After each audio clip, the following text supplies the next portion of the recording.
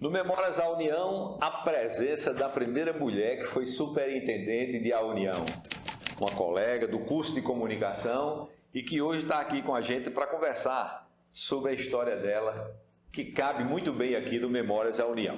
Albiege, você chegou aqui na União e de repente escreveu uma história e já chegou assim, chegou como general de alto coturno, digamos assim, oficial de alto coturno, porque veio ser superintendente da União, né? E como foi que começou essa história? Oi, Lula, prazer enorme estar aqui, obrigada pelo convite, viu? O prazer é meu, Lula, eu cheguei aqui, primeiro não vamos nem tocar nesse assunto de coronel, nem general, nem coturno. Não, mas aí foi... Nesse contexto atual a gente nem fala nisso, mas deixa eu te falar. Eu cheguei aqui não como superintendente, eu cheguei como diretora técnica e imediatamente diretora de operações, que é uma diretoria que abrange desde o comercial, inicialmente, antes do comercial, a gráfica toda, né, onde se imprime o jornal, os livros, tudo, diário oficial, e depois disso a circulação disso e a venda desses produtos. Então, eu assumi inicialmente essa diretoria. O superintendente que entrou na mesma época que eu era Ramalho Leite, que é hoje o presidente da Academia Paraibana de Letras. E só depois de Ramalho é que eu assumi a superintendência. Não, mas o que eu digo é que você é a primeira mulher que foi superintendente, né? Sim, isso é verdade. Né? Aliás, para uma feminista como você, né? Uma feminista feminina, né? Eu sei disso, mas veio como um prêmio para a União também, né? Porque fez história. Oh, Lula, eu fico honrada quando você diz isso, porque eu acho que para eu falar disso é mais difícil, mas eu acho que eu fiz de fato, uma transformação aqui muito grande, do ponto de vista da gestão em si, da frequência, de saber o que era estar dirigindo um jornal público, né, um jornal do Estado, quer dizer, um jornal do contribuinte, mais administrado, não é, com recursos nossos do Estado. E, além disso, houve, assim, uma mudança. A União sempre tinha uma história muito bonita de ser a escola do jornalismo na Paraíba, porém, as finanças da União eram muito precárias, não é? Muito reduzidinhas. E, na nossa gestão, Ramalho Leite deu início a isso, não é? E eu aprendi com ele a seguir na mesma linha. Ou as secretarias de Estado que deviam a gente nos pagavam, ou isso aqui ia fechar. E aí eu parti para esse enfrentamento, né, com as secretarias, porque as pessoas não sabem como isso aqui funciona. Isso aqui não vive da venda do jornal União. Albiege, essa história é interessante porque, olha, eu já entrevistei vários ex-gestores e eu estou aqui na União desde 1980, março de 1980.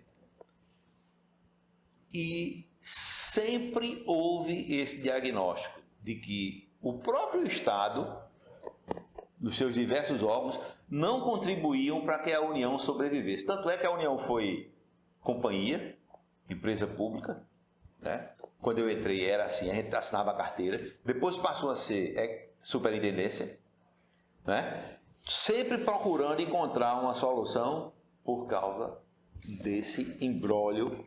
Da não parceria dos colegas, não é, de secretários e presidentes de outros órgãos que precisam usar a União, porque a União é quem faz o diário oficial do Estado. E nenhum órgão do Estado publica gratuitamente no diário oficial, né? Então, a grande fonte de renda desse lugar é o diário oficial.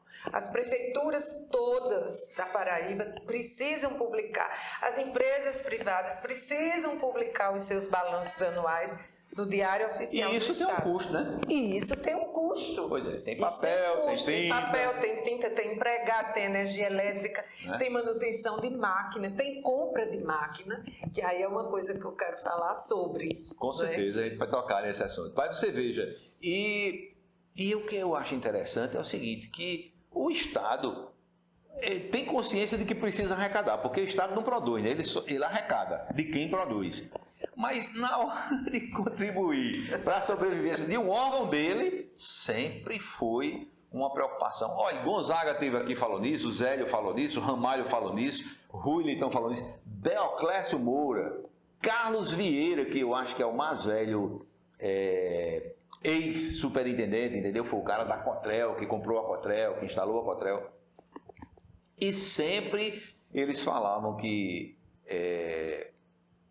a União era o patrimônio, era a história, time de jornalista maravilhoso, maravilhoso, sempre teve esse time, mas na hora das finanças era um problema. Porque... Exato. Mas aí... Você teve carta branca para... Olha, você conseguiu... eu tive a lição de Ramalho, que ele no primeiro ano do governo, que nós fizemos parte, ele me ensinou como foi, ele pegou a ex-secretária de Finanças, a primeira do governo, depois ela mudou, e ele pediu ajuda a ela, olha, vete aí o custeio dos órgãos que estão devendo à União, senão eles não vão nos pagar. E ela fez isso.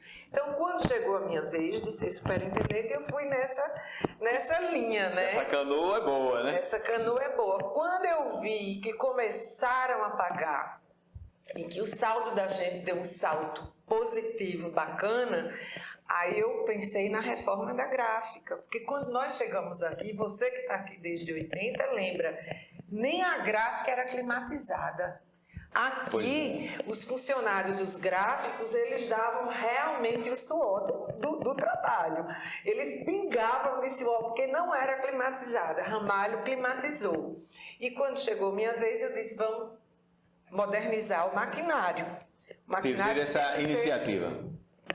Fizemos uma licitação grande, compramos CTP, que aqui não tinha, compramos coladeira, eu agora não me lembro mais, porque quando eu cheguei aqui eu não sabia nada de gráfica. Eu aprendi no dia a dia. Peguei os companheiros de antigamente, recebia todos, pedia aula, que me dessem aula. Lula, eu não conhecia, eu não diferenciava um papel do outro. Então, qualidade... São números, né? Gramatura, tipo de papel, fosco, brilho, que se usa, o que não se usa, formato de livro, 15x22, o que economizava papel, o que provocava desperdício de papel. Então, eu aprendi tudo isso e vi que a gente precisava no dia a dia. Mas eu tive também uma ajuda muito grande. A gente é ainda filiado a uma entidade privada chamada ABIO, Associação Brasileira das Imprensas Oficiais. Certo. Então, esse órgão, ele congrega todas as imprensas, ou se não toda, 99%, vamos abrir aspas, das uniões de cada estado. Certo. Cada uma tem seu nome, né? Certo. Aqui era a União na época, agora é PC. E dentro das reuniões deste órgão, eu aprendi o que era máquina, qual máquina se dirigia a qual equipamento, a qual que produto, tipo de serviço, exato. Né? Aí consegui fazer um mapa de produção para ter ideia de que máquina a gente ia comprar, que atendia a nossa produção e uma produção dentro de 10 anos futuros. Compramos tudo direto da Heidelberg, que ainda hoje no mundo é a grande referência, de equipamento gráfico, né? E aí foi crescendo, reformamos essa nova redação que você viu, foi na nossa gestão, tem até uma plaquinha aí. E tudo foi sendo modificado e comprando máquina, tudo ao mesmo tempo. A equipe se entusiasmou muito com a nova forma de administrar, não é? Que eu não quero aqui fazer nem julgamento nem nada, mas quando a gente chegou aqui, as pessoas diziam, gente, você vem todo dia? Não, o diretor aqui vem uma vez na semana, assina o que tem de assinar. Eu falei, não é assim não. Eu não vim dessa escola não, né? Não, e aí as pessoas começaram a acreditar. Quando eu disse que ia modernizar a gráfica, ninguém acreditou muito. Tu tivesse algum susto, não, Bia, de chegar assim? Porque, por exemplo, você é jornalista de formação. E jornalista... Mas eu passei a ser administradora. Não, eu sei, mas é isso que eu digo. O jornalista passa longe de finanças, né? A preocupação dele podem ser todas as preocupações. Mas aí eu vou Como te foi dizer, que tu... coisa de mulher sozinha.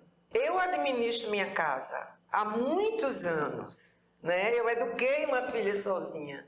Então, uma mulher que cuida de uma filha só, educa, tem as despesas e mais as despesas da casa, ela sabe administrar. Claro que ela sabe, a não ser que não tenha absolutamente compromisso com o crescimento. Só com o gastar e se afundar. Se você tem esse compromisso, você pode ser poeta, ser estrela, namorada, mas você está ali com o pé sabendo que precisa apresentar Sabe fazer resultado, né? E outra, o governo na época tinha essa cobrança muito grande. Por exemplo, quando você perguntou há 3 minutos atrás se eu tive carta branca, tive. Quando eu encontrei aqui, todo mundo de João Pessoa que se dizia, entre aspas, importante, ou politicamente, ou da justiça, tinha uma assinatura de graça do jornal do Diário Oficial. Já pensou? Aí eu pedi a compreensão do governador, do chefe da época, e disse, olha, eu preciso cortar isso. A gente precisa fazer uma reeducação. A gente tem o maior bem para oferecer a essas pessoas, que é a informação límpida. E eles estão recebendo de graça e isso para a gente sai muito caro. Posso cortar? Pode. Cortei todos, fiz uma carta muito simpática, justificando os nossos custos para apresentar esse produto. E, ao mesmo tempo que eu pedia que fizessem a assinatura. E aí, essa mudança também não foi só aqui dentro, foi para o público leitor também. Então, eu acho que o que eu fiz foi o feijão com arroz. Não foi nada demais. Mas foi a percepção, né, Bia? A percepção. Tem isso. Eu sempre Às vezes você sabe que, por exemplo, todo o trabalho que dá um resultado, que você chega a um resultado positivo, a algo diferenciado, começa com um bom diagnóstico. Pois é. Você tem que saber o que você precisa fazer. Aí você vê, olha, primeiro, finanças. Como é que a gente vai organizar? Claro, herdou a iniciativa de Ramalho, você disse. Mas aí você continuou, tem a questão da assinatura. Como é que um jornal que não tem tantos assinantes distribui tantos exemplares gratuitamente? Não faz sentido. Não faz sentido. Não é? Depois, a modernização da gráfica, que eu gostaria que você até falasse mais.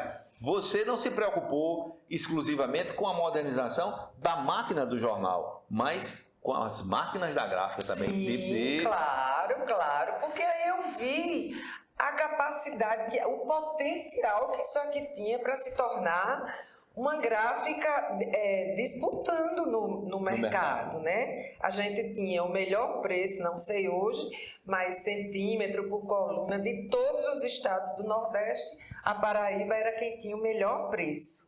E a gente tem, indiscutivelmente, um celeiro de poeta, de escritor, de historiador, que eu queria trazer de volta para a editora da União, para fazer aqui.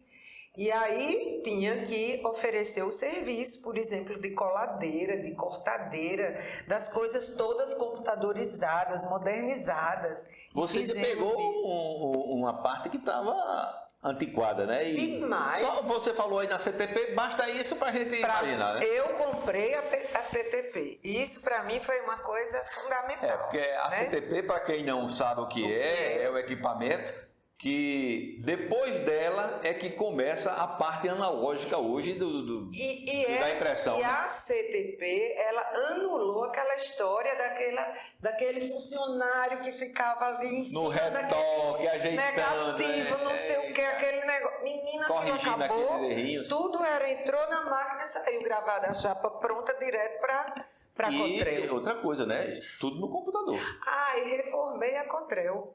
A velha Contrel. Passou que, aliás, por uma reforma enorme. Está completando 50 anos. Né? Ela passou por uma reforma enorme na nossa gestão. Agora, eu sempre digo isso. Eu tive a sorte, além de ter a percepção natural que eu tenho, eu tive a sorte de ter uma equipe brilhante na parte das finanças.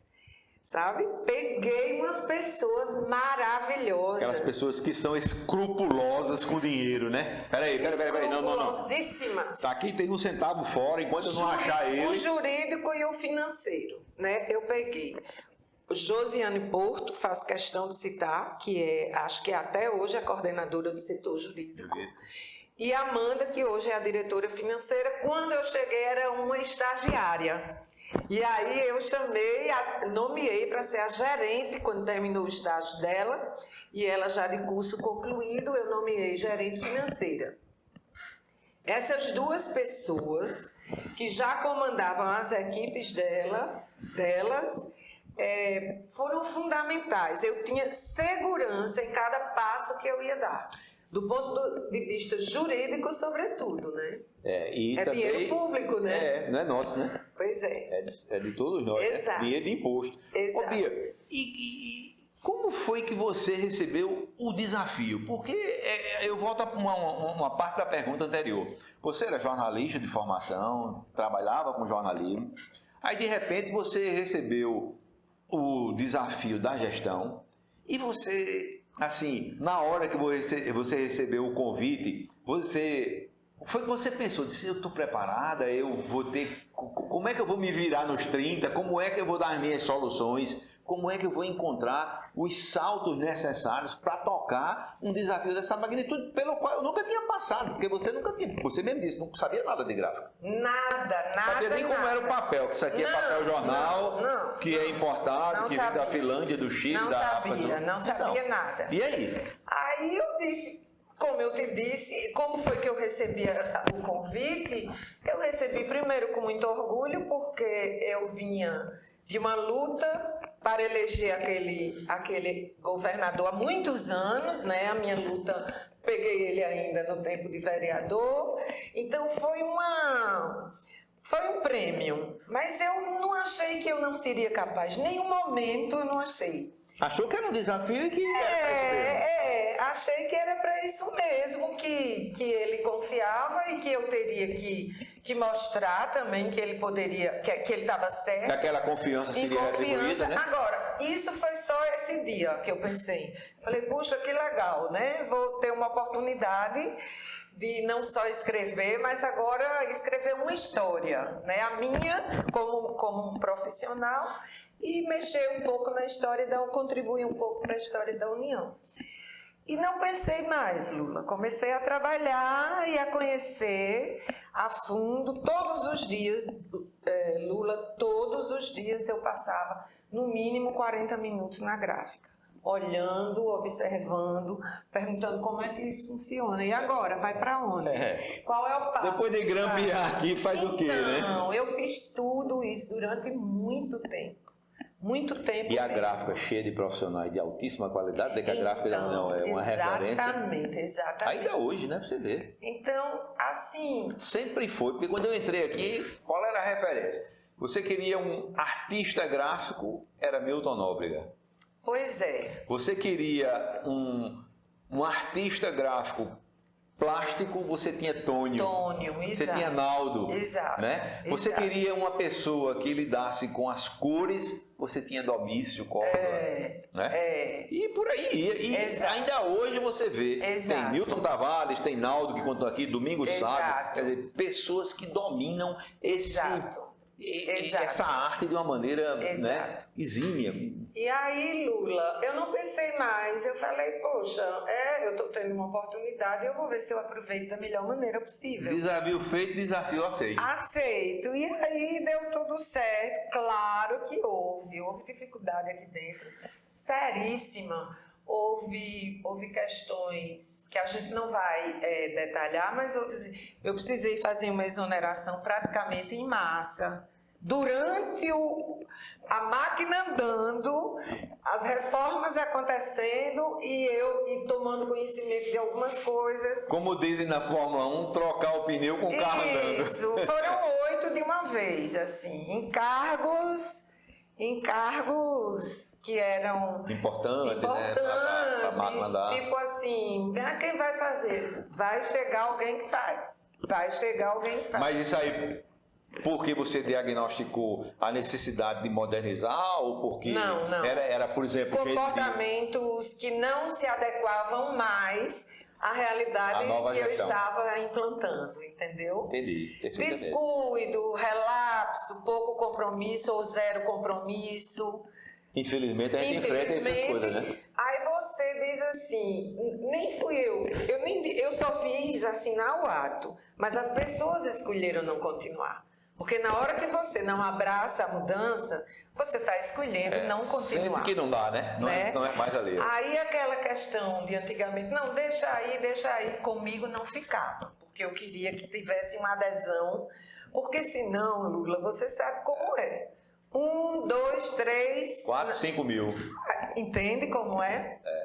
Então, e outra coisa, né, Albiege? Você imagine o que é você estar num projeto, pronto, está numa canoa, aí 10 remando na mesma direção e 2 contra. Você entende Daqui isso. a pouco você cansa mais rapidamente os 10, aí... vai arrefecendo a força, né, que você tinha para lidar com em busca do objetivo que você tinha traçado. E com relação à minha condição de mulher, eu sentia, nunca senti nenhuma desconfiança sobre o meu trabalho. Ainda bem, né? Mas de colegas de fora da imprensa. Por exemplo, houve momentos aqui... Tipo, houve um acidente de trabalho durante a minha gestão muito grave aqui e houve também alguns desses comportamentos que eu falei há pouco que se tornaram públicos, foram motivo de colunas, de denúncia. Nenhum desses colegas jornalistas se dirigiram a mim, que era superintendente. Se dirigiam ao governador diretamente. Quer dizer, faziam um jornalismo sem ouvir o outro lado. Exato. Tentava ouvir através do governador. Mas se você... Ignoravam completamente que eu era superintendente. Misóginos. Misóginos. Completamente misóginos. Rapaz, olha, não sei não. Você há de dizer, né? Inacreditável isso, né? Em pleno século XXI... Você, ocupando um cargo, depois de ter tido uma grande presidenta, que foi a presidenta Dilma, ser primeira mulher em qualquer lugar já não tinha mais tanta importância, porque a gente já tinha tido uma presidenta da República, e pessoas botavam em suas colunas. A coluna está aberta para maiores esclarecimentos, mas o gabinete do governador não respondeu. Poxa, eu estava aqui. Pois é. Né? Agora, teve isso. Agora você veja, né? A gente está conversando aqui, 2 pessoas que vieram do curso de comunicação. Sim. Né? Sim. Muitos dos colegas vieram também. A gente não está falando aqui de ninguém da velha guarda, mas de colegas que vieram do curso de comunicação. E você veja, foi com o curso de comunicação que as redações modernizaram-se, inclusive com a presença feminina bem marcante. Eu me lembro numa conversa com o Aguinaldo Almeida aqui, ele sentado aí nessa cadeira que você hoje está sentada, e ele dizendo que na gestão dele começou muito isso, e a primeira coisa que ele sentiu mudar na redação foi que diminuiu a quantidade de palavrões por causa do respeito às mulheres. Pois é. E aí eu quero lembrar aqui de uma né? pessoa que eu nunca conheci pessoalmente, Marlena Guimarães é um nome na imprensa paraibana, entende? E outras que agora não me ocorrem, mas Lena me ocorre muito. Né? E uma das coisas que eu fiquei muito satisfeita ao deixar o cargo, terminou, não é, o meu tempo, ser substituída por uma mulher. Eu achei isso Formidável é muito antigo, mas eu vou dizer. Formidável, porque, de certa forma, é a demonstração de que o meu trabalho foi reconhecido. Olha, deu certo uma mulher lá, né? Eu gostei muito de ter sido substituída por Naná H6, que é da imprensa também há muito tempo, do curso de comunicação social. Pois é, Naná, Giza e eu chegamos aqui no mesmo tempo. Foi, né? Foi. Lá na década de 80. Lá na década de 80, quando Pois a gente passou no vestibular para comunicação e aí, por motivos, cada um com seus motivos, né? Giza conheceu... Eu tive... Silvio, era da turma de Silvio. Era. Eu conhecia... Era a minha turma. Pronto, eu conhecia o Wellington Farias. Sim. Entendeu? Lá de Jaguaribe. Outra perda. E conhecia Silvio. E aí, aquela coisa toda, eu sei que a gente é do mesmo tempo. E você veja que as mulheres só deram uma grande contribuição para a imprensa. Sim. Né? Sim, Você falou Lena, mas a gente tem tantas que a gente vai cometer injustiças. E essas mais novas, então, elas são muito aguerridas, porque diminuiu aquela influência política nos cargos, né? Houve uma mudança nisso. Eu me recordo, a partir do ex-governador Ricardo, quem estava nos seus postos tinha uma certa autonomia. Então, as mulheres, elas são mais aguerridas pela própria natureza, né? A pessoa que vem para o mundo portando um útero, ela vem com muita coragem. E na hora em que elas se muita responsabilidade, né? mais livres para agir, aí a presença feminina se mostrou assim de uma combatitividade muito grande, né? De um enfrentamento muito grande. Olha, isso aqui não. E as mulheres pararam de ter medo de serem combativas. E outra coisa, né? Assim, Albiege, porque as mulheres eram muito da casa, aquelas preocupações com criar, com educar, e nada disso deixa de ser feito com ela exercendo uma profissão, não. Só dá show. Se você for enumerar aqui as mulheres da imprensa paraibana de todos os tempos, todas elas tiveram um papel muito digno, muito, né? A partir inclusive de colunista social, que é uma coisa que hoje já não se valoriza mais, mas a própria Regina Von Zoster, Gorete Zenaide, Sônia Oste, Elia Botelho, onde as mulheres entraram, elas fizeram melhor do que os homens. Eu não sei se fizeram melhor, né? Mas pelo menos deram uma grande contribuição, né? Nunca envergonharam.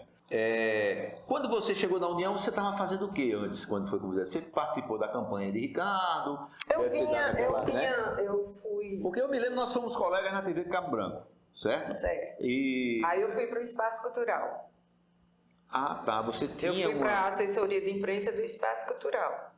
Aí, em 2002, 2001, não me lembro bem, Ricardo me levou para a Assembleia, me convidou para implantar, junto com Jair Macia Andrade e Nonato Bandeira, a TV Assembleia, certo, que tinha ficado sob a responsabilidade do gabinete dele, do deputado Ricardo.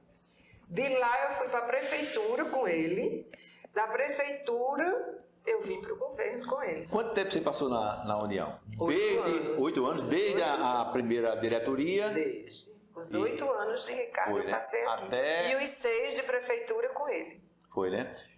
Albiege, faltou algum desafio que você se impôs a si mesma para ser realizado, que você gostaria? Por exemplo, não, eu queria comprar uma rotativa nova e não pude porque, sei lá, ou não, eu queria comprar mais 4 Heidelberg de impressão completa, uma máquina com castelo de cor. Eu não sei, eu estou falando de máquinas porque elas são assim, mas às vezes por exemplo, digitalização completa do arquivo, ou... mas isso começou também na minha gestão. Então vamos embora, porque o arquivo é uma coisa maravilhosa. Olha, Lula, vou te falar uma coisa, não faltou muita coisa não, porque o que não foi concluído foi tempo. Você tem um tempo. Tem, para executar. Todo cargo comissionado tem um tempo. Então, E as coisas também precisam de um tempo para ser feito. tempo para ser feito. Você falou que enfrentou determinadas dificuldades por ser mulher, não aqui dentro, mas que vinha fora. Algumas denúncias que eram feitas, as pessoas nem lhe ouviam. Isso. Mas e você, que denúncias eram essas? Que coisa foi essa que você se referiu assim? Houve essa licitação para a reforma da Cotrel, houve um problema grave, que eu só soube depois que eu já tinha homologado, que já tinha uma empresa aqui dentro fazendo a reforma. Mas pegasse, mas descobrisse. Descobri. O diretor administrativo da época, Murilo, foi quem me alertou. Disse, olha, chegou lá no gabinete lá embaixo, E cabelo e pé, como se diz. Albiege, você não sabe o que o motorista me contou agora e tal. Eu parei. Liguei para a pessoa envolvida na mesma hora, disse, tem 5 minutos para estar aqui. Não estava nem na empresa. Também tomou a decisão correta, né? A pessoa que eu confiava e que eu mandei para uma feira gráfica de produto gráfico em São Paulo para tentar ver ou uma nova rotativa, ou a possibilidade de conserto. Ou a possibilidade de expansão, né? Chegou aqui com a novidade que tinha encontrado uma firma que fazia, parará. Tudo bem, mas vamos fazer a licitação. Aí, não precisa porque é conserto. Conserto tem que fazer a licitação. Tudo, né? Serviço. Aí conversei com tudo também, eu esqueci de dizer que a secretária da Controladoria Geral do Estado, que era Ana Maria Cartacho, CGE, que me ajudava em tudo. Ela dizia, tem dinheiro público? Tem, então pronto. Acabou tem que ter essa licitação. história. Tem que ter licitação, tem que ter licitação. Aí essa empresa, que essa pessoa chegou aqui muito feliz contando isso, apresentou 3 CNPJs diferentes na licitação. Tá. E 3 parecia uma armadilha, né? Era uma armadilha, né? Era uma armadilha. E Lula, quando eu descobri, o contrato era feito assim, feito o contrato de empreiteira. Cumpriu essa etapa, recebia aquela etapa. Cumpriu essa, recebia. Eu paguei as 2 primeiras. Eram 4. Eu não paguei mais. Quando eu descobri, eu disse, não sai mais um centavo daqui. Com minha assinatura. Veio esse homem, dono da empresa, que eu recebi. Lula, depois eu fiquei com tanto medo, porque disseram, é um bandido do Rio de Janeiro, não sei o quê. Sempre tem muitas histórias. Fiquei apavorada. No meio desses 8 que eu tive que botar pra fora, um saiu dizendo, avisa ela que eu sou irmão de um pistoleiro de Patos. Olhe, foi, passei... Mas estava lá firme e forte e continuou. Forte. Chamei o governador no dia que descobri, liguei, ele disse, olha, estou indo, não sei, ele ia não sei para onde, São Paulo, não sei o quê. Segunda-feira a gente conversa. Aí eu disse, tá bom. Aí disse, era isso, o assunto eu disse, era. Ele disse, venha na granja agora, quero ouvir a história todinha. Aí ouviu todinha, terminou, ligou para a CGE, disse uma auditoria dentro da União hoje ainda. Ele não mandava recado não, né? Ele agia na hora e... Aí começou. E tinha gente dele envolvida nisso, viu? Aqui. Foi. E tu disse, não, eu vim com o desafio não é só... Eu sei que essa ouro, pessoa, não, né? uma dessas pessoas, eu não sei, essa eu tenho certeza, é réu no Ministério Público, até hoje, eu não sei. Está sendo processado, né? Tá, mas ele já foi declarado réu mesmo, né? Porque... mas réu só quando já tem o processo judicial, né? Mas o processo teve. Tem, Houve então, depoimento. Esse homem veio do Rio de Janeiro depor, eu fui depor, todo mundo foi depor. Mas o fato de depor pode ser na investigação preliminar do Ministério Público. Você só torna réu quando a Justiça lhe pronuncia. Quando o Ministério Público pronuncia e o juiz aceita a denúncia. Eu não sei mas ele isso. já é. Então pronto. Ele já é. Mas, Bia, que... Foi rolo. Foi rolo. E você sempre foi de confiar nas pessoas, né? Você sempre teve sempre foi muito esperta, muito, mas sempre confiou, Lula, né? é o velho ditado. Rapaz, aquele quando você pega uma pessoa errada, ou então uma pessoa que vive desconfiando dos outros, é quem disso cuida, disso usa. Eu não faço isso. Então, eu não tinha por que desconfiar. Quando a gente chegou aqui, o tanto de denúncia que chegou pra gente, fulano de tal, chega cliente para cá, ele passa para outra gráfica, porque a outra gráfica paga comissão, e dizia, tá, mas eu preciso ver, eu vou apostar, vou chamar, vou ter uma conversa. E aí teve muita gente recuperada, que se fazia isso antes, passou a não fazer, entende? Entendi. Então você tem que dar um pouco de... Dá um crédito, né? A gente estava chegando, era o primeiro governo de esquerda em anos, né? A gente não podia chegar tirando todo mundo. Que isso? E até porque precisa funcionar, Precisa funcionar e você precisa também aprender com quem está aqui. Com quem sabe fazer, de certa forma sabe fazer. Agora, e com a redação? Como foi tua relação com a redação? Já que você era jornalista, muito legal. Porque essa geração nova é muito antenada, Lula. Muito antenada. Jovens, bacanas, exatamente sem aquela ligação perniciosa com o político, não vinha para cá indicado por político, entende? Vinha do CCAA, todos os estagiários vinham através do CCAA. Quer dizer, não tinha um compromisso algum, a não ser com a informação. A não ser com a informação e com eles próprios de melhorar o texto. Construir o nome dele. Entende? Então, foi muito bacana. O que dá certo na União, né? Porque você vê, por exemplo, esse painel que está aqui com primeiras páginas e tal. Tudo. Tem Zé Américo aqui. Isso aqui foi da minha época. E Zé Américo disse, né? Minha primeira escola. E de lá para cá você vê, dificilmente uma pessoa senta nessa cadeira para dar o depoimento dela, para não dizer que aprendeu. Essa salinha foi ideia minha. A editoria aí juntinho, com janela aqui, o editor vice a redação toda. O aquário que a gente chama, né? Separado lá, a revisão separada lá no finalzinho, porque a gente sabe que barulho atrapalha. Cadê a mesa de pallet ainda tem de reunião? Tem aqui no centro. Tudo aqui foi.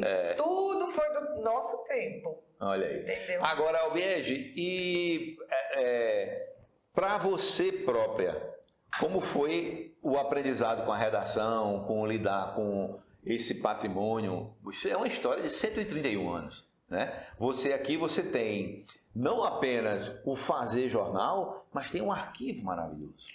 O Lula foi outro aprendizado grande, porque você sabe que eu saí do curso de comunicação, de diploma na mão, mas eu nunca tinha trabalhado no jornal, né? Que hoje é diferente. O curso, ele faz uma mão dupla com o mercado de trabalho, né? As pessoas mais destacadas, exatamente. Enfim, quando eu cheguei aqui, eu nunca tinha trabalhado no jornal. Tinha feito assessoria de imprensa para o Espaço Cultural, fazia assessoria de comunicação de algumas secretarias da prefeitura, tinha experiência curtíssima de 6 meses na TV Cabo Branco, onde nós estreitamos nossos laços profissionais, porque eu de amizade a gente já trazia do curso, mas jornal impresso eu nunca tinha participado, de jeito nenhum. Então, também foi aprendizado para mim, né? As diversas editorias, como funcionava o prazo, quem fechava caderno, tudo isso para mim era uma novidade incrível. A logística do jornal. A logística do jornal, fascinante, como eu sempre achei que era o jornalismo. Fascinante, por isso escolhi estudar jornalismo. Foi um grande aprendizado. As pessoas que estavam aqui já eram bastante experientes. Encontrei pessoas queridas como Tereza Cristina Duarte. Que ainda está conosco. Está aqui ainda. E tantos outros. E também, assim, o pessoal da diagramação. Que isso, para mim, era assim, quase que uma alquimia, né? Você transformar, fazer... Aquelas letras, ilustrações, né? Então, aquele desenho mágico, eu também passava muito tempo na redação, ficava curvada lá com Ai, que morreu, perdoa, não me lembro o nome dele agora. Bom, me ensinou também muita coisa, me ensinou o que saiu daqui, que não morreu, que está vivo. Gente, eu estou esquecendo tudo. Que tenha um apelido. Bom, os diagramadores, enfim, todos, eu era fascinada por eles. Pelo design. Pelo design do jornal, sabe? Recebia aquela laudinha ali, transformava tudo, preencher, abria o InDesign, subia aquelas coisinhas. Eu aprendi aqui, porque no curso de comunicação a gente não aprende a fazer jornal, a gente aprende a apurar. A gente aprende a escrever. A procurar referência. Referência, tudo a gente aprende agora. Botar no papelzinho para circular no outro dia. Contar a história. Você conta até a história. Você não sabe, sabe rezar, mas não sabe espalhar na cara ou pelo sinal. Né? Você não, sabe mas eu digo contar a história depois que tiver diagramado, que tiver tudo pronto ali, né? Porque sentar e contar uma história, eu acho que qualquer pessoa alfabetizada sabe, né? Mas de acordo com. Botar ali dentro daquela caixinha. Então. Né? E dar certo dentro daqueles parâmetros todos, né? Não só de redação, mas tecnicamente falando, como é que você vai distribuir a e os sustos diários, né? Os sustos diários. E os fatos. Os fatos. Em cima da hora e você correr atrás. Mas o erro, eu acho. O olhar cega por causa da premência do tempo, né? Da diversidade de temas que o editor tem que passar. E às vezes não é nem isso, às vezes você conversa com a pessoa, por exemplo, nós estamos conversando aqui, aí a gente lembra do curso de comunicação, aí a gente, de certa forma, a conversa vai evoluindo e a gente chega a alguns nomes que hoje já não estão aqui, como a gente comentou, o Wellington Pereira. Sim. Para nossa tristeza, o Wellington foi meu colega de coral na escola técnica. Sim. Depois, no jornalismo, no curso de comunicação. Para eu não esquecer, perdoe, Maradona, o diagramador. Maradona. Certo, Fernando Maradona. E Clécio também diagramador. Clécio, pronto. Clécio e Maradona, eu não quero esquecer esses dois nomes. Aí você veja, a gente fica com o nome recente na memória, né? Uma informação recente. Aí, daqui para frente, você vai conversando e aí, de repente, você vem um assunto universidade para a sua cabeça porque você está trabalhando com alguma matéria. Para você puxar o nome de Wellington, que você se referiu agora há pouco, é só um lapso. Um átomo. Muitas vezes eu conversava com Walter Galvão, que você conheceu também. Nossa. Colega. De falar. Não, mas ainda tem tempo. Você vai ter tempo ainda de falar. E Walter Galvão dizia que a gente está escrevendo alguma coisa, Lula. Está botando uma legenda na foto. Aí já escreveu a metade da foto. Aí alguém chama a atenção. Fulano, isso assim, aí você para e passa a raciocinar de acordo com a solicitação do colega. Quando você volta para a legenda, você vai retomar um trabalho. É diferente de você estar fazendo. É melhor você apagar o que você fez e fazer uma nova legenda do que você partir dali. Então, e recomeçar. Tudo característica do jornal, né? Tudo uma coisa. E por outro lado, Bia, você também não pode ficar permitindo, embora entendendo que o erro é humano e que ele é possível, a gente acabou de conversar, faz essa zoada todinha por causa de erro, mas é como você ter um táxi. Todo dia você sai e amassa um pouquinho o táxi. E amassa um pouquinho, daqui a pouco está uma sucata. Não pode. Então você não pode permitir. Não pode. Né? Não pode. E eu tinha pouca tolerância para erro. Isso aí todo mundo sabe. Eu tinha pouca tolerância. Muito pouca tolerância. Porque a gente estabeleceu que cada repórter faria no máximo 2 matérias por dia. É muito pouco, Lula. É muito pouco. É muito pouco. Quando eu comecei eram 5, 6. É muito pouco. Não sei hoje como tá, mas eram 2 matérias por semana. Ou por dia. Por dia. E eu não conseguia ter tolerância com erro, sabe? Nem do repórter, nem da revisão, nem do editor. Nem da edição. Eu ficava... Cada um no seu, né? Porque é o seguinte, Lula, você sabe como é. Teve um erro, as pessoas que assinam o jornal, que leem, compram na banca, eles nunca vão dizer que é alguém da redação. É o nome de quem está chefiando o complexo, não é? no caso, conglomerado, né? É verdade. Que hoje é rádio, é jornal, é editora e tudo. Ninguém fala disso, mas ela não está vendo isso, né? Fica um negócio. Não percebeu, né? Como coisa que você tivesse lá. E eu no meio né? perfeccionista. Agora, voltando um pouquinho com relação ao que você perguntou, que eu senti, qual foi o desafio na redação? Primeiro, eu preciso falar de Walter Galvão, que eu esqueci de falar, né? Grande colega. Quando eu cheguei aqui, eu não me lembro quem era o editor. Acho que era Silvio Osias, que foi exonerado. Sim, porque era do governo Maranhão, do governo anterior. Aí veio outro editor.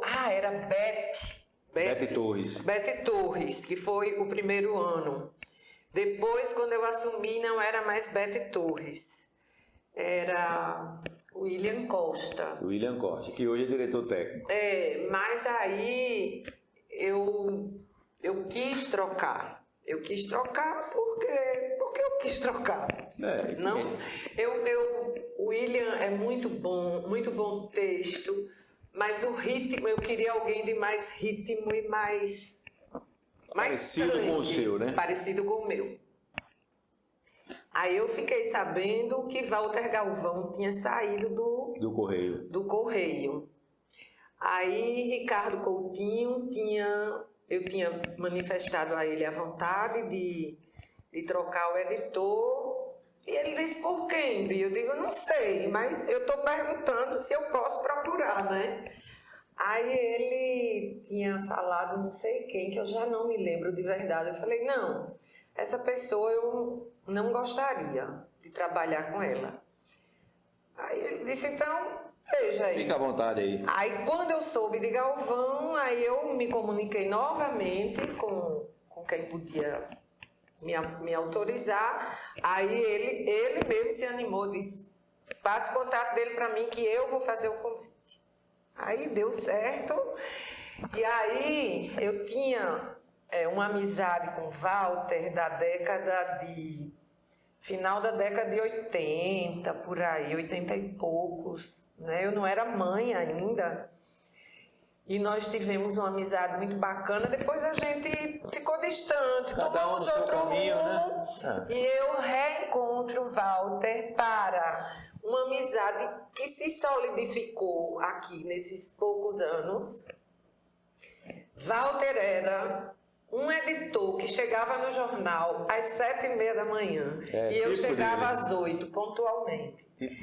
Então nós conversávamos muito. Depois que ele já tinha deixado pauta pronta, tudo, a gente conversava. Tem a história do almoço aqui, que é bacana. A gente almoçava junto. Ele me proibia de atender telefone na hora do almoço. Ele dizia, você vai aprender que hora do almoço é hora do almoço.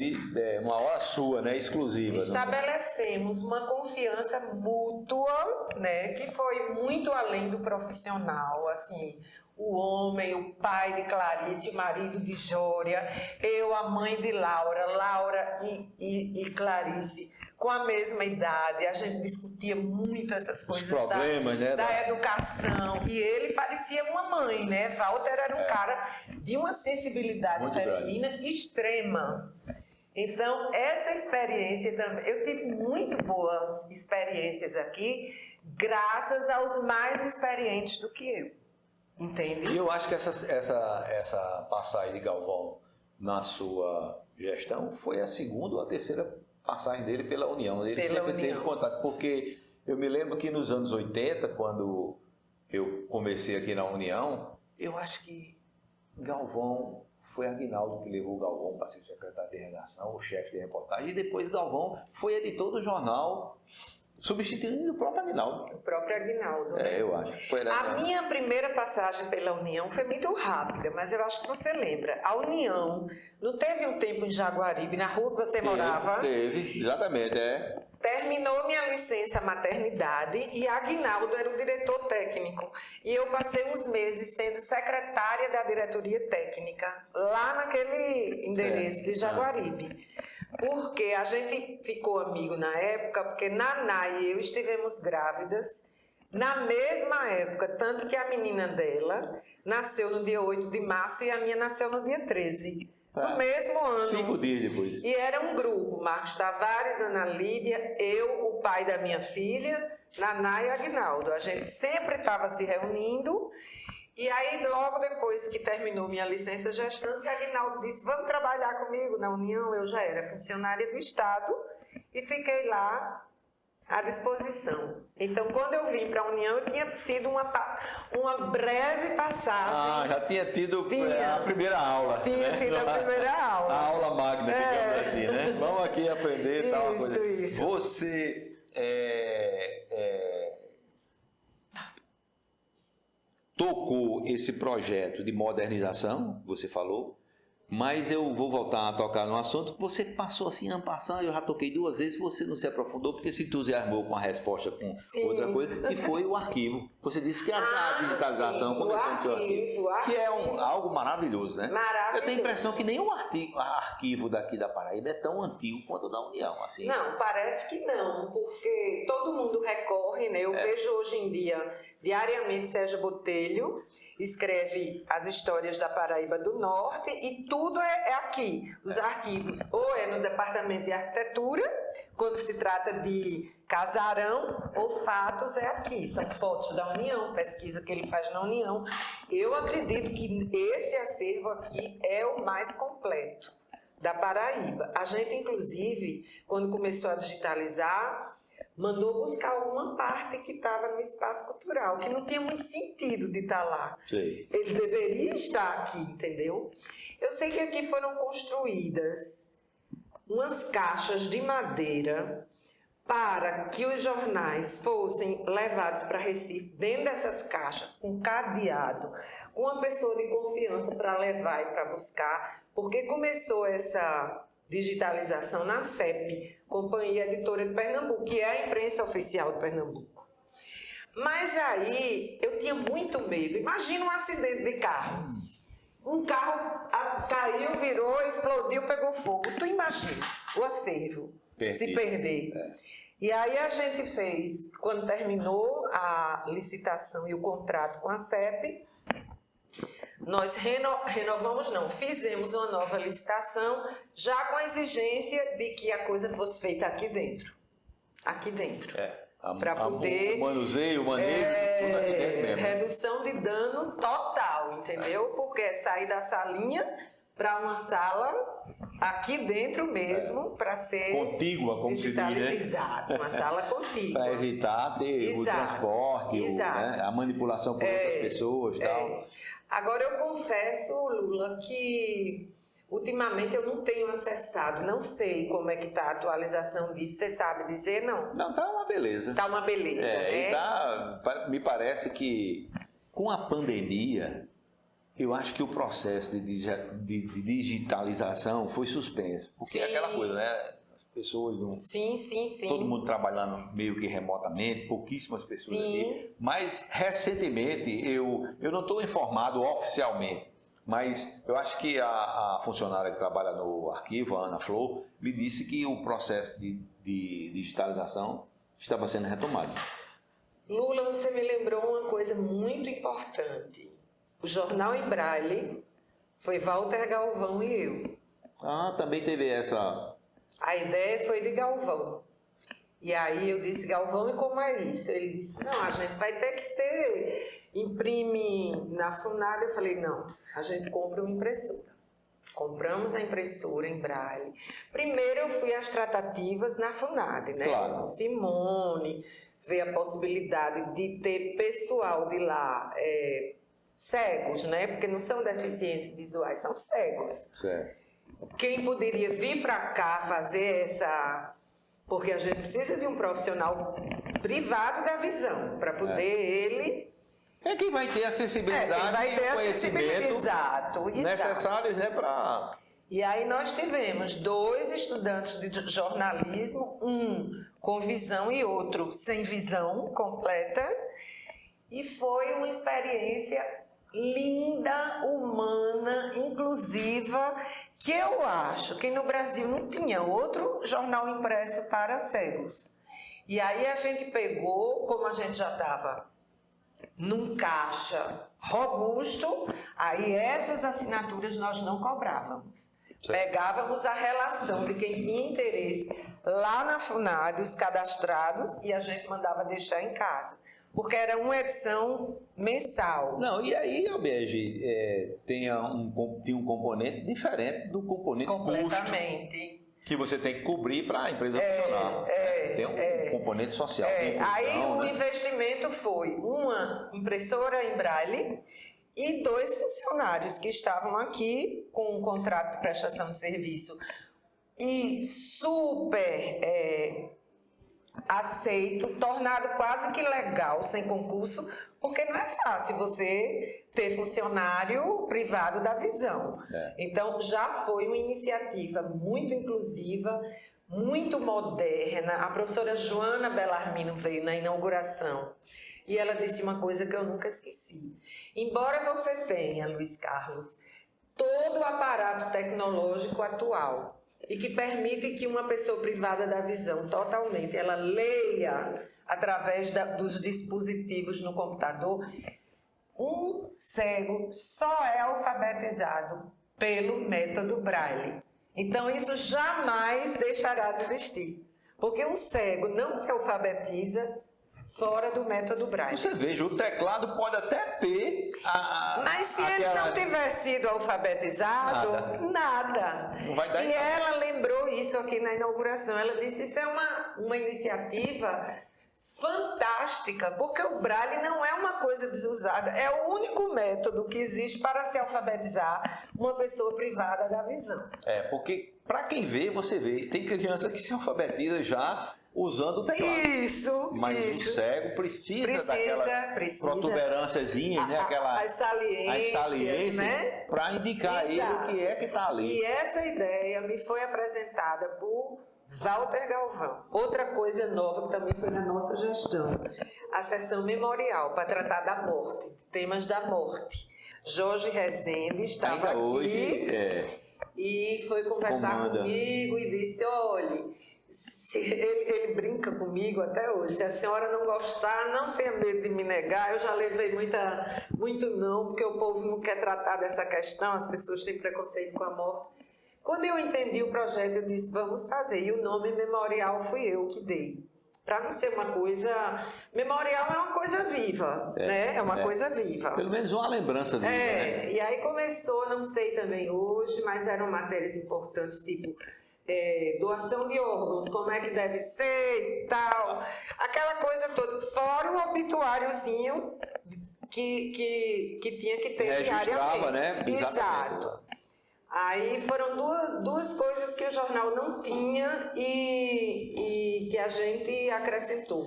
Foi a edição em braille, o memorial, fazendo parte do jornal diário. Bia, e você, como jornalista, como uma gestora que dirigiu um complexo como esse, como é que vê a tecnologia chegando ou a tecnologia se impondo do jeito que está se impondo para essa plataforma aqui de impresso? Pois é, Lula, eu tenho pensado nisso, sabe? Porque a tecnologia, ela tem algo... deixa eu ver se eu elaboro esse pensamento. Ela vicia. Eu não consigo mais ler um textão. Eu quero coisas pequenas. Se aquilo me chamar muita atenção, eu vou atrás. Eu vou para o link, para o hipertexto. Certo. Mas eu não sei se eu quero ler mais um jornal. Um jornal abrir, essa quantidade de papel que você vai juntando em casa... Eu não sei mais do futuro do jornal impresso. Eu já não tenho muita certeza. Uma coisa eu tenho certeza, que deve continuar e que eu lutei os 8 anos que estive na ABIO. O Diário Oficial precisa ter versão impressa, porque o Diário Oficial é um instrumento de aposentado, principalmente aqueles que moram nos rincões dos estados. Aí tem uma lei nova que o governador sancionou e aquele aposentado quer saber se vai ter alguma vantagem para ele. E aquela pessoa, ele não vai para o computador. Muito menos para o celular, né? Muito menos para o celular. Então, ele precisa daquele exemplar. Aliás, eu não sei, a gente também fez um esquema de distribuição do Diário Oficial até Cajazeiras. Saía daqui meia-noite, amanhecia o dia já em Cajazeiras. Eu não sei como é que está, mas toda a região, os polos principais da Paraíba recebiam. Então, Lula, voltando à questão, eu não sei se eu quero... Quanto tempo Às vezes, eu pra... quero fazer a assinatura da União. Aí eu pensei, eu vou fazer o quê? Com aquela pilha de jornal que eu recebi, ficava doidinha. Eu vou dizer uma coisa que é terrível, mas aqui a gente vendia para uma cooperativa de reciclagem o desperdício. A boia, como se chama, né? Isso, né? A gente chama. Era vendido. E aquele da pessoa que está em casa? Eu não sei o que fazer. Eu dava muito à amiga Tâmara, que tem não sei quantos gatos, ela precisava e tal. Uhum. Mas aí eu dizia, quando eu tomei conhecimento do quanto custa, eu dizia, gente, para depois não servir, como é que fica? É né? tanto que tem aquele ditadozinho que diz, né? Nada mais efêmero do que a vida, a glória do jornalista. Do jornalista. Então é isso. Eu Mas, não Bia, sei a muito. gente faz uma análise assim e tem essas dificuldades. Eu geralmente costumo lembrar que para fazer papel eu preciso derrubar árvores. Isso é Aí tem a gravíssimo. questão do meio ambiente, né? Que a gente não pode nem se estender muito porque é uma coisa que é indiscutível. Né? Hoje é ponto pacífico. Indiscutível. Mas aí... Como Agora, pode... Lula, isso me preocupou muito à época e eu fui atrás. Existe hoje em todo o Brasil reservas, madeira de reflorestamento, que é feito pensando também tanto na questão do mobiliário, como em jornal de papel e livro. Aquele plantio naquela região é para isso mesmo. Eu sei, mas daqui a pouco os xiitos e chatos não vão querer que as arvorezinhas morram. De qualquer maneira, reflorestadas ou não, eles vão querer que elas fiquem ali. A gente vai ter que lidar com isso rapidamente. Eu acho, no momento, a dificuldade maior que eu encontro, não chego nem lá nessa extinção total das árvores, é o que fazer com isso no dia a dia. Para o cidadão normal. O resíduo. Depois que lê, Agora, que lê, o que é que eu faço? A pergunta que vem depois é, e aí, como conciliar esse caminho que a humanidade está tomando, que a sociedade está tomando, via tecnológica, com um patrimônio que tem o quê? Registrado 30% da história do Brasil, porque se ela tem... se a imprensa chegou aqui em 1808 com a família real e ela é de 1893, chegou, digamos, 80 anos depois, vamos dizer. Que não é nem um século, né? Não é um século. Então, de lá para cá... Não, se desfazer desse patrimônio é uma coisa que dói em qualquer coração, de qualquer jornalista, de qualquer historiador, de qualquer pesquisador. Eu não queria que fosse na minha gestão isso. Desejo que tenha uma longuíssima vida, mas já consigo ver que a tecnologia está competindo até desigualmente, sabe, Lula? É muito...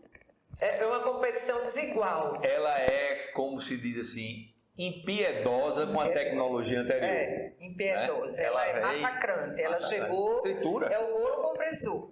Né? Mas, Bia, eu estou muito feliz com a sua presença aqui, honrado pela sua participação aqui no projeto Memórias da União.